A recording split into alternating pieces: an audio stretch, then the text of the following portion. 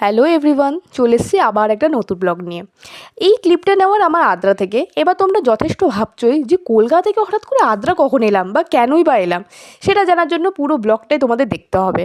তো যাই হোক, আমি বেরিয়ে পড়েছি হাওড়ার উদ্দেশ্যে। হাওড়া থেকে আমার ট্রেনটা ছিল, বুঝতেই পারছো র্যাপিডো করে যাচ্ছি। আর যথেষ্ট ভয় ছিলাম যে ট্রেনটা ধরতে পারবো কি না, কারণ প্রচুর পরিমাণে লেট হয়ে গিয়েছিলো। কিন্তু ঠাকুরের অশেষ কৃপা যে আমি ঠিক টাইমে পৌঁছে গিয়েছিলাম।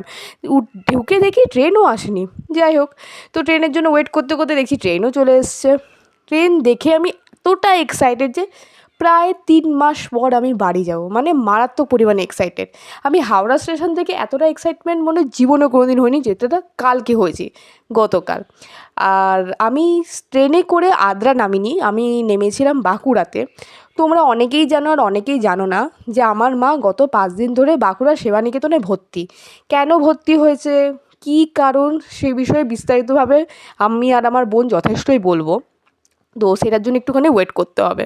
তো যাই হোক, বাঁকুড়াতে নেমে এখন আমি ভাবছি যে টোটো করে সেবানিকেতন যাব, কিন্তু টোটোটা পাবো কি পাবো না সেটা একটা চিন্তার বিষয় ছিল। আর এই যে বাঁকুড়া স্টেশন, যারা বাঁকুড়া থেকে দেখছো ব্লগটা বা এই কেমন লাগছে 2 দিন পর আমার সঙ্গে দেখা করে? ভালো, কিছুতে যদি দেখা করে হলে ভালো হতো। এই দিন তো ভালো দেখা করে কি হবে। মা ঘুমাচ্ছে, মার ভিডিও নিয়ে নিচ্ছি, ফেসবুকে দেখলে যা গাল দেবে না, এটাকে ফেসবুকে ছাড়ে এরকম বলবে। বাড়ি যেতে চাই, আমার ভালো লাগে, মাকে নিয়ে বাড়ি গেলে ঠিক আছে, বাড়ি যাব, কিন্তু কেমন লাগছে বল? ভালো। কতদিন পর দেখা হলো তোর সাথে আমার? 3 মাস। মোটে 3 মাস। আমি যখন বাড়ি আসা যখন আমি 8 মাস 9 মাস এরকম কতবার এসেছি। হ্যাঁ, সেও ঠিক। আর 3 মাস এই অবস্থা, কি করবি? আর এখানে আমরা 2 বোন বেরিয়ে পড়েছি কিন্তু খাবার খাওয়ার উদ্দেশ্যে। আর আমি আর আমার বোন খুবই চিন্তিত যে কী খাওয়া যায়, দুপুরে কী খাওয়া যায়, কারণ ভারী কিছু খাওয়ার ইচ্ছেটা ছিল না। তো এখন আমরা দুজন মিলে আলাপ আলোচনা করছি যে কী খাওয়া যায়, কী খাওয়া যায়, কারণ খেয়ে দিয়ে আমাদের বেরাতে হবে।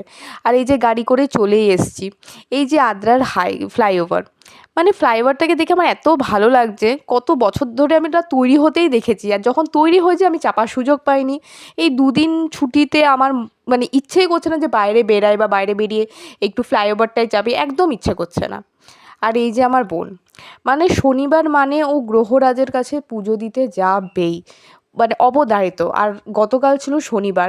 প্রথমে আমরা ঠিক করেছিলাম, মানে বোনকে আমি বলেছিলাম যে যাবি কি, তো বোন বলেছিল না, যখন সুযোগ পেয়েছি যাব। কিন্তু হসপিটালে জামা কাপড় ছিল, ও বাড়ি এসে ফ্রেশ হয়ে পুরো একেবারে নতুন কাঁচা জামা কাপড় পরে বেরিয়ে গেছিলো পুজো দিতে।